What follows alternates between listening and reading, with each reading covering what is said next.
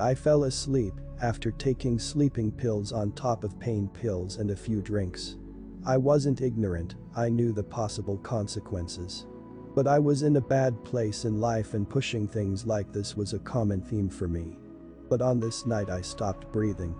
I went to bed and immediately fell into a deep sleep. It didn't last long, though. Suddenly I woke up gasping for air. I finally caught a breath after a handful of gasps and lay back down.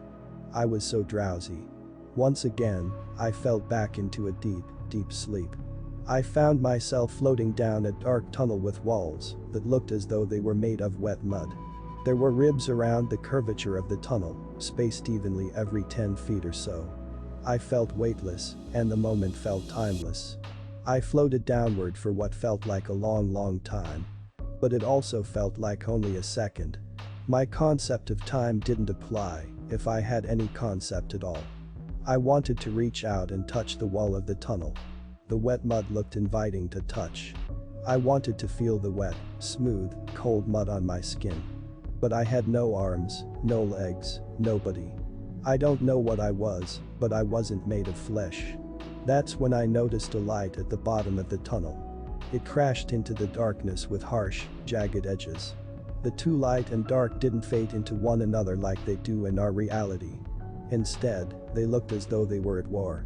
The light cut into the darkness, and the darkness swallowed the light. Soon I could feel a warmth rising from the light. And there were silhouettes in the vague shapes of people standing to the side, covered in blinding light.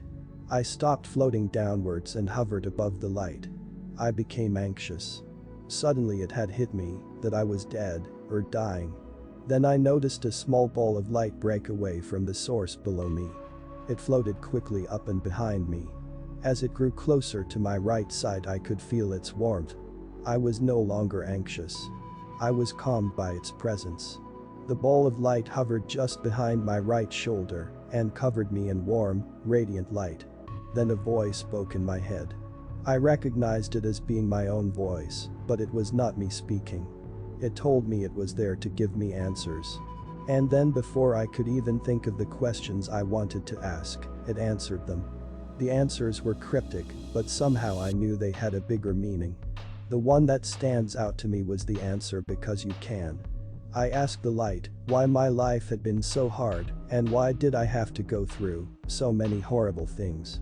Because you can was my answer. And somehow, in the moment, that made sense. I'm not sure how many other questions I asked, but it was over just as quickly as it began. Suddenly I was seeing a million images in my mind. Images of my life. Images of the people's lives I had been a part of. Images of past lives. And images of potential consequences based on a decision to stay or to go back. I experienced a million feelings at once. I felt the pain inflicted on me by others and the pain I inflicted on them. I saw how connected all our actions are.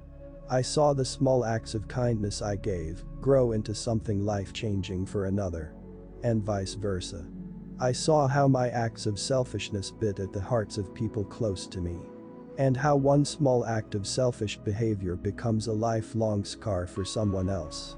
I saw every moment of my life and how I impacted, good or bad, everyone I've ever been in contact with. I saw many beautiful things. But I also saw many truly horrible things. As good of a person as I thought I had been and tried hard to be, I still caused a huge amount of pain in this world. I saw past lives. 2 that were significant. In one life I committed suicide in a hotel room while a parade of people celebrated on the streets below. As soon as they began shooting their guns in the air and cheering, I pulled the trigger of the gun stuck in my mouth. The other was that of a whaler who died at sea. Although I saw the death, what was more important was I saw a scene that happened shortly before my death. I was standing on a beach, hugging a young boy who was crying and didn't want to let me go. Another, the older boy, was standing some feet to the side. He was angry at me. He felt betrayed. I motioned for him to come to me, but instead, he turned and walked away from me. The 2 boys, my sons, were also in my current life, but playing different roles. I saw my current sister become angry, almost to the point of hate, with me for dying. I saw my dog of 6 years suddenly die, her head in her food dish because I had died. I saw my wife, alone, unwilling to find another companion because I had died in our bed that night. This is when the voice said to me that I had a choice to make. Before I could conscience make that decision, I found myself being sucked straight up. The suction was so strong that I felt I might rip apart and disintegrate. I could see two small balls of light that grew bigger and bigger the closer I got. Soon they were so big and so close that I was terrified I would crash into them. And as I was inches from slamming into them, I could see a familiar poster on my bedroom wall. I hit my own eyes and body so hard that I flew straight up in bed and fell onto the floor. My wife startled awake as I struggled to take a breath. My body couldn't figure out how to breathe. I was terrified. But soon a breath came to me and I took in as much air as I could. We got up and made ready for the hospital. On the way there I stopped breathing and passed out a number of times. My wife sped through every light on the short drive and pulled up to the emergency room doors. Before I knew it, I was being wheeled back to a room where they fed me oxygen and eventually forced me to swallow a significant amount of charcoal. A day in the hospital, a week of shitting black charcoal, and a lot of therapy were my only consequences for acting so selfish. I didn't remember anything except slamming back into my body at first. But a few days later a fragmented memory came to me. Then another. And another. Over the course of a few years, I slowly pieced together what happened. It's been a hard thing to understand. Partly because I don't know if I can fully understand while I'm on this side of the border.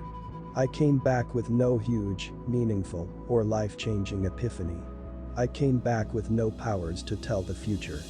I returned with no great insight on life after death. And I struggle to find meaning in what happened to me.